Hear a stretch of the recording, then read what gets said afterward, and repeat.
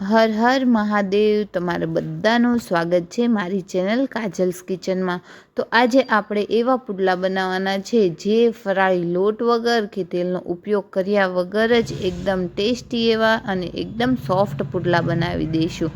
અને જો તમે શ્રાવણ મહિનામાં વ્રત ઉપવાસ કરો છો તો આ પુડલા એકદમ બેસ્ટ રહેશે, એટલા ટેસ્ટી બને છે અને ખાવામાં તો ખૂબ જ મજેદાર લાગે છે। તો ચાલો આજનો આ વિડીયો શરૂ કરીએ। જો શરૂ કરવાના પહેલાં તમે મારો વિડીયો પહેલી વાર જોઈ રહ્યા હો ને તો મારી ચેનલને પહેલેથી જ સબસ્ક્રાઈબ કરી દેજો, અને પહેલેથી જ તમે મારા વિડીયો જોઈ રહ્યા છો તો વિડીયો સારો લાગે તો એક લાઈક ચોક્કસથી કરી દેજો, અને કમેન્ટમાં હર હર મહાદેવ ચોક્કસથી લખી દેજો। તો ચાલો વિડીયો શરૂ કરીએ। તો અહીં આપણે એક વાટકી સેટ કરી દઈશું। એક વાટકી આપણે મોરૈયો લઈ લઈશું। મોરૈયો આસાનીથી મળી જાય છે અને વ્રત ઉપવાસમાં આપણે આ મોરૈયાનો ઉપયોગ તો કરતા જોઈએ છીએ, એટલે મોરૈયો એટલે કે સાંબાનો ઉપયોગ આપણે કર્યો છે। એટલે એક વાટકી આપણે સાંબો લઈ લઈશું। તેનાથી ચોથો ભાગ આપણે લેવાનો છે સાબુદાણાનો।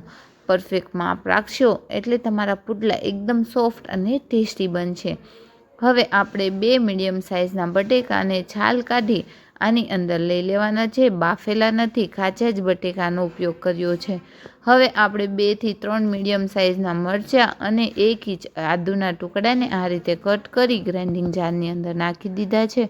હવે આપણે 2 થી 3 ચમચી જેટલું દહીં નાખી દઈશું। દહીં નાખવાથી આપણા જે પુડલા બનવાના છે તે એકદમ સોફ્ટ બને છે, એટલે દહીં નાખવું ખૂબ જ જરૂરી છે।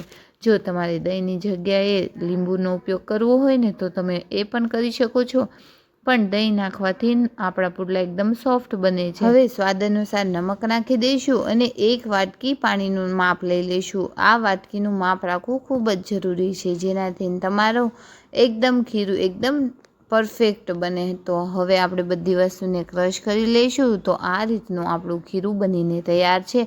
હવે એક બાઉલમાં એને કાઢી લઈશું અને એની અંદર આપણે 2 ચમચી જેટલું ઘી નાખી દેવાનું છે। જો તમારે તેલનો ઉપયોગ કરવો હોય તો તમે તેલનો ઉપયોગ પણ કરી શકો છો, પણ ઉપવાસમાં તમે ઘીનો ઉપયોગ કરો તો વધારે સારું। હવે આપણે લીલા ધાણા નાખી દઈશું। લીલા ધાણા જેટલા બને એટલા વધારે નાખવાના છે। આપણા પુડલાની અંદર ધાણાનો ટેસ્ટ ખૂબ જ સારો આવે છે, એટલા માટે આપણે ધાણા ઘણા બધા નાખ્યા છે અને સારું એવું એને મિક્સ કરી લઈશું। તો વધારે જાડું પણ નહીં અને વધારે પતલું પણ નહીં, એ રીતનું તમારે ખીરું રાખવાનું છે। જો તમે પરફેક્ટ માપની સાથે કરશો ને એટલે આ રીતનું ખીરું બનશે। હવે આપણે ઢાંકીને 10 મિનિટ માટે રેસ્ટ પર છોડી દઈશું। 10 મિનિટ થઈ જાય એટલે એક પેનની અંદર થોડું એવું ઘી લગાવી દઈશું અને આપણે આની અંદર ખીરું નાખી દઈશું અને પુડલો પાથરી લઈશું।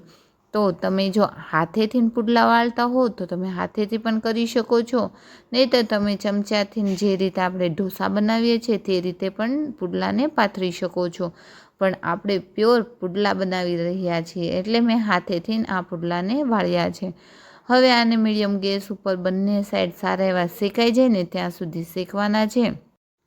તો ફ્રેન્ડ, જ્યાં સુધી આપણો પુડલો શેકાય ત્યાં સુધી તમે મારો વિડીયો કઈ સિટીમાંથી જોઈ રહ્યા છો તે કોમેન્ટ કરીને જરૂરથી જણાવજો, જેનાથી મને મોટિવેશન મળે, અને ખાસ કે તમને મારા વિડીયો કેવા ગમે છે તે પણ જણાવજો। તો હવે આપણે આને ફેરવી દઈશું।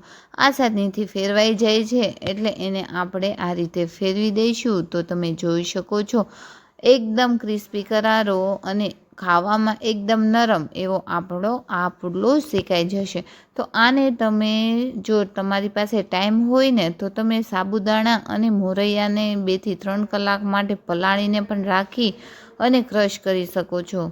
તો હવે આપણા પુડલા બનીને તૈયાર છે। તો ચોક્કસથી આ શ્રાવણમાં જે લોકો વ્રત ઉપવાસ કરે છે તેને આ રેસિપી એટલે કે આ પુડલા ચોક્કસથી ખવડાવજો, તેને ખૂબ જ પસંદ આવશે।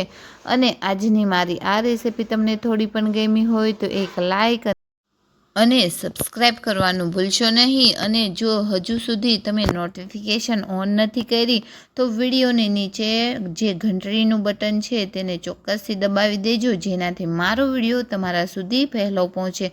તો તમે જોઈ શકો છો કેટલા ટેસ્ટી આપણા પુડલા બની ગયા છે।